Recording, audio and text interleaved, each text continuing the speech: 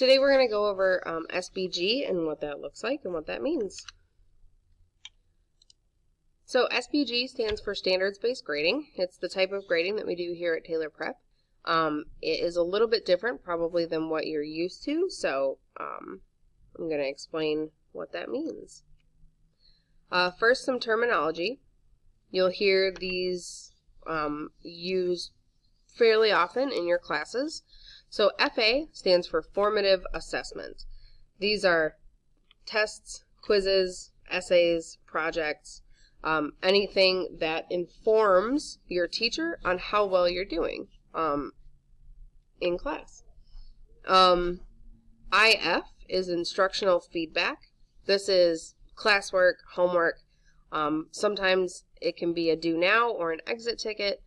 These are assignments that you do that are not tests, quizzes, essays, projects, things like that, that are also, or that are still independent. Priority standard, you'll hear this talked about a lot. These are the areas that you need to master by the end of the year. The learning targets are the specific skills that you need to master in order to master the priority standard. So, if you can think of the standards as sort of like an umbrella, you can see here the umbrella is over all the learning targets. So, the priority standard is made up of 3 learning targets. For example, at the 2.0 level, the priority standards, so PS1, for example, which is what we've been working on last week with subject and verb agreement. PS1 is grammar and conventions. So this is the area that you need to master. These are the skills that you need to master in order to master PS1. So as you can see, this is like the 2.0 level. So this is the base level. This is, if you master all of these things, you get a C, right? So sometimes uses correct capitalization, sometimes uses correct subject-verb agreement. Now, if you wanted to move up a level, you'll notice that the words change a little bit. So at the 3.0 level, the skills are the same here, but here now you can see consistently uses correct capitalization as opposed to sometimes uses. So if you wanted to level up, this is sort of the difference between a C and an A. Okay, so if you mastered all of these learning targets on an FA, on a test, you would have a 2.0, which is like at a C level. If you mastered all of these learning targets, that would put you at the 3.0 level, which is like an A. So the numbers in front of the learning targets do mean something. So you'll see them, so it's good to know what they mean. So the first number tells you which priority standard you're dealing with. In this case, it's a number 1. So we're dealing with PS1, which is grammar and conventions. The second number tells you what level the learning target is. So here we've got a 2. So this tells me it's at the 2.0 level. The last number tells you which learning target specifically that you're dealing with. So here we've got a 4. That means we're dealing with the 4th learning target, which is parts of speech. So if I go back, you can see here, for example, 1.2.1, we're on PS1, the first number, 2.0 level, the second number, and the first learning target, which is correct capitalization. You don't need to know those, but it is good to kind of know what they mean. So the 3 priority standards that we deal with in semester 1 are conventions and grammar. So last week we worked on subject-verb agreement. That's part of PS1. This week we'll work on parts of speech. That is also part of PS1. PS2 is topic development. That has to do with writing. So how well you can come up with, research, and develop a topic. And then can you organize it logically in a way that makes sense.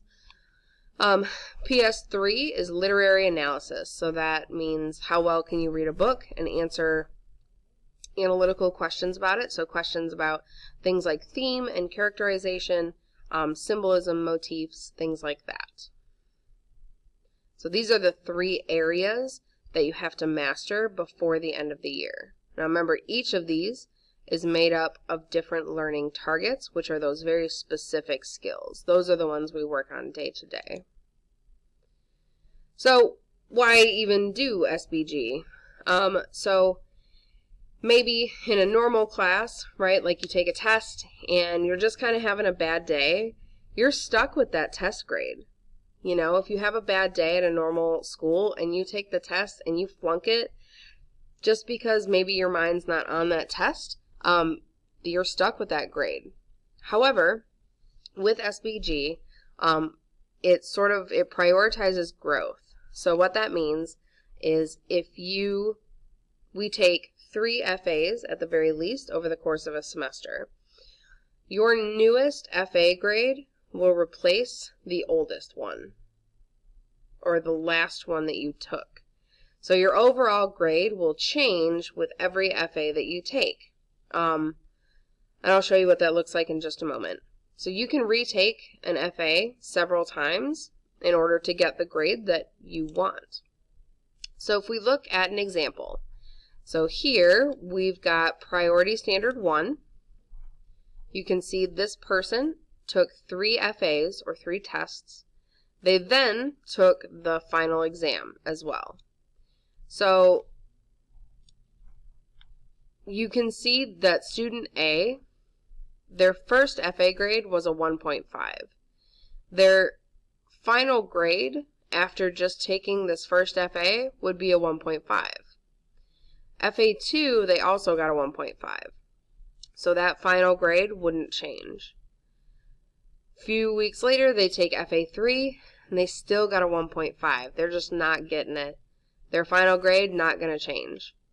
Then they take the final exam grade, and it's a 3.0. Now, the teacher is going to look at this student's grades, look at their progress, and decide what their final grade should be. So this person got 3 1.5s in a row on the test. They only aced the final exam.